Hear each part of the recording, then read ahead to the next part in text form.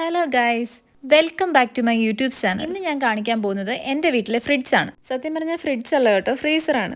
അതിന് എത്രമാത്രം പ്രാധാന്യമുണ്ട് ഇവിടെ എന്ന് നിങ്ങൾക്ക് ഈ വീഡിയോ കാണുമ്പോൾ മനസ്സിലാവും. ഞങ്ങളുടെ ഫ്രിഡ്ജിൻ്റെ കൂടെയുള്ള ഫ്രീസർ കുറച്ച് ചെറുതായതുകൊണ്ട് ഞങ്ങൾ എക്സ്ട്രാ ഒരു ഫ്രീസർ ഞങ്ങൾ വാങ്ങിയിട്ടുണ്ടായിരുന്നു. അത് ഞങ്ങളുടെ വീടിൻ്റെ അകത്ത് തന്നെയുള്ള സ്റ്റോർ റൂമിലാണ് കേട്ടോ ഇരിക്കുന്നത്. യൂറോപ്പിലൊക്കെ വന്നു കഴിഞ്ഞ് ഫ്രഷ് ഐറ്റംസ് കഴിക്കുന്നതിന് പകരം ഫ്രോസൺ ഐറ്റംസ് കഴിക്കാൻ പഠിച്ചവരായിരിക്കുമല്ലോ നമ്മളെല്ലാവരും. അപ്പോൾ അതുകൊണ്ട് തന്നെ എൻ്റെ ഫ്രീസറിൽ എന്തൊക്കെയാണുള്ളതെന്ന് ഞാൻ നിങ്ങൾക്ക് കാണിച്ചു തരാം കേട്ടോ. ഇത് ഞാൻ നാട്ടിൽ നിന്ന് കൊണ്ടുവന്ന കറി ലീവ്സാണ്. പലരും പറയണ പല മെത്തേഡും ഞാൻ പരീക്ഷിച്ച് നോക്കിയിരുന്നു കറി ലീവ്സ് കുറേ കാലം കേടുകൂടാതെ സൂക്ഷിക്കാൻ. പക്ഷേ എനിക്ക് ഏറ്റവും ബെറ്ററായിട്ട് തോന്നിയത് ഇങ്ങനെ ഫ്രീസറിൽ വെക്കുന്നത് തന്നെയാണ് കേട്ടോ. നെക്സ്റ്റ് ഐറ്റം ഈ പപ്സ് ഉണ്ടാക്കുന്ന ഷീറ്റാണ് കേട്ടോ.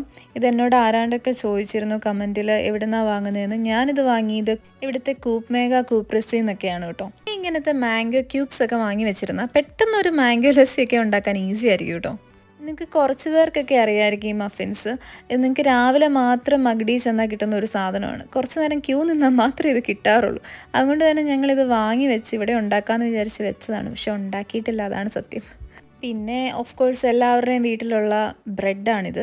4 നേരം ഒരു മടിയും കൂടാതെ ബ്രെഡ് കഴിക്കുന്ന ആൾക്കാരുള്ള നാട്ടിൽ ജീവിക്കുമ്പം എന്തായാലും ബ്രെഡ് നമ്മളും കഴിച്ചു പോകൂലേ.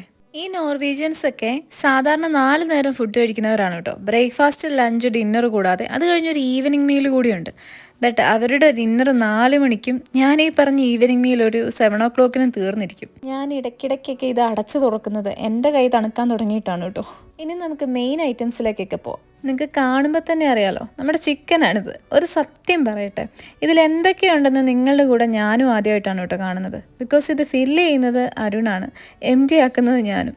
ഏതോ സൂപ്പർ മാർക്കറ്റിൽ കയറി സാധനം എടുക്കുന്ന പോലെയാണ് സത്യം പറഞ്ഞാൽ ഞാൻ ഈ സ്റ്റോർ റൂമിൽ കയറി ഈ സാധനങ്ങൾ എടുക്കാറ് ഫുഡ് ഉണ്ടാക്കാൻ നേരത്ത്.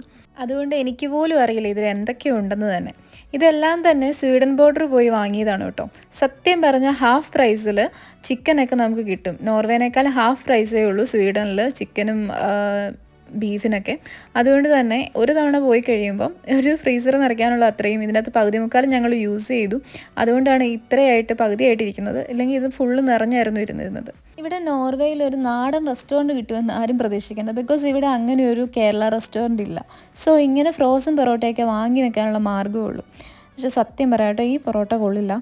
ഞങ്ങൾ ആദ്യമായിട്ടാണ് ഈ സുജിതയുടെ പൊറോട്ട വാങ്ങുന്നത്. എന്താ പറയുക, ഞങ്ങൾക്ക് ഒട്ടും ഇഷ്ടപ്പെട്ടില്ല. അതുകൊണ്ട് തന്നെയാണ് ഇത് തീരാതെ ഇവിടെ ഇരിക്കുന്നത്. ഇനി ഈ വീട്ടിൽ ഏറ്റവും യൂസ് ചെയ്യുന്നൊരു സാധനമാണ് കേട്ടോ ഇത്, തേങ്ങ ചിരണ്ടിയതാണിത്. ഫ്രോസൺ ആയതുകൊണ്ട് തന്നെ എത്ര കാലം വേണമെങ്കിലും സംഭവം ഇരുന്നോളും. ഇതിൻ്റെ തന്നെ വേറൊരു ടൈപ്പും കൂടെ ഞങ്ങൾ വാങ്ങി വെച്ചിട്ടുണ്ട് കേട്ടോ. കുറച്ചുകൂടെ നല്ലത് ഈ മലബാർ ഗ്രേറ്റഡ് കോക്കനട്ടാണ്. കാരണം അത് കുറച്ചുകൂടെ തിന്നാണ്, അതുപോലെ തന്നെ ചെറുതുമാണ്.